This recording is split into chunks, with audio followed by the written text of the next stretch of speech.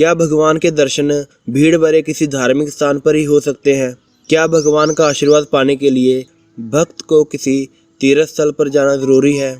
ऐसे ही कई सवाल आज घर में बैठे कई लोगों के दिमाग में आ रहे होंगे, जो कि भगवान में श्रद्धा भावना तो काफ़ी रखते हैं, पर कोरोना के कारण वो अपने अपने घरों से बाहर नहीं निकल सकते।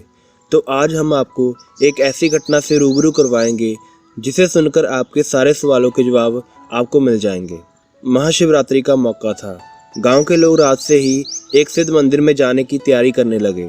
लोग आपस में चर्चा कर रहे थे कि इस मौके पर भगवान शिव के दर्शन हो जाए तो रुके हुए काम चल पड़ते हैं और बिगड़े काम सुधर जाते हैं। सब लोगों ने आधी रात को ही गांव से बैलगाड़ी लेकर चलने की तैयारी कर ली थी। उस मंदिर में दूर दूर से लोग आते थे। कल शिवरात्रि पर भी ज़्यादा भीड़ होगी, तो इसलिए आधी रात से तैयारी ज़रूरी थी।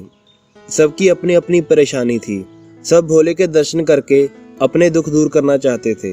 गांव से 10 बैलगाड़ियां जा रही थी। कालू लोहार भी जाना चाहता था, लेकिन उसे किसी भी बैलगाड़ी पर जगह नहीं मिली। लेकिन उसने अपने मन में ठान लिया था कि कुछ भी हो भगवान शिव के दर्शन तो करने ही हैं। हालांकि उसकी कोई मन्नत नहीं थी, लेकिन वह भगवान शिव के दर्शन से अपना जन्म सफल करना चाहता था, तो इसलिए वो पैदल ही चल पड़ा। आधी रात से ही कालू चल रहा था। सुबह हो चली थी। रात को तो कुछ महसूस नहीं हुआ, लेकिन जैसे जैसे धूप तेज होती जा रही थी, वैसे ही कालू की भूख प्यास भी बढ़ती जा रही थी।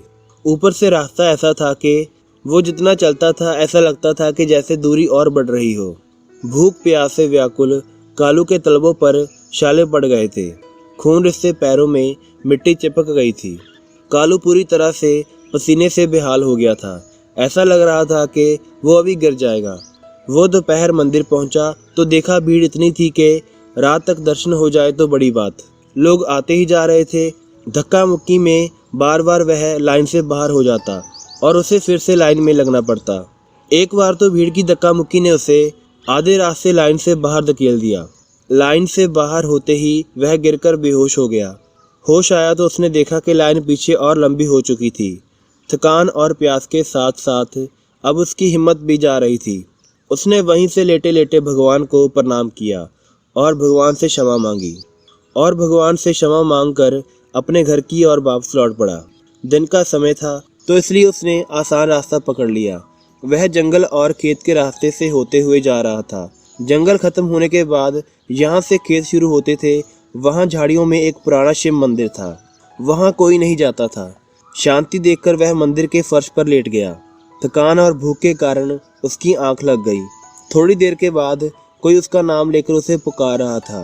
वह उठा तो उसने देखा कि भगवान खुद उसे बुला रहे थे। उसने जैसे ही भगवान को देखा, वो भगवान के पैरों पर गिर गया। उसने पूछा, भगवान आप यहाँ? भगवान ने मुस्कुराते हुए कहा, मैं तो यहीं हूँ, तुम यहाँ कैसे?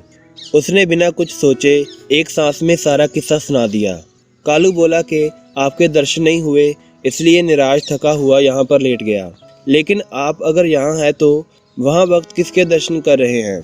भगवान बोले, अरे छोड़ो उनकी, इतनी भीड़ में भला कौन रह सकता है? तुम तो जानते हो कि मैं ठहरा जोगी, वहाँ पर तो मैं ध्यान भी नहीं लगा पाता हूँ। यहाँ पर काफ़ी शांति है, इसलिए मैं यहीं पर रहता हूँ। वहाँ लोग मेरी भक्ति नहीं, मुझसे सौदा करने आते हैं।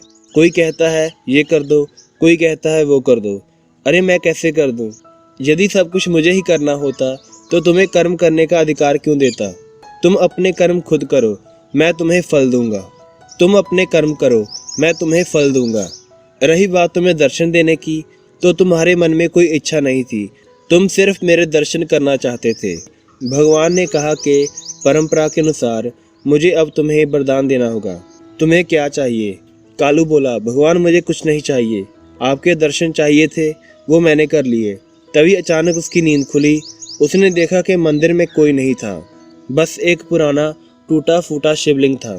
लेकिन अब उसकी थकान दूर हो गई थी। उसके पैरों के घाव भी बढ़ चुके थे। वो एकदम ताज़ा महसूस कर रहा था। धन्यवाद।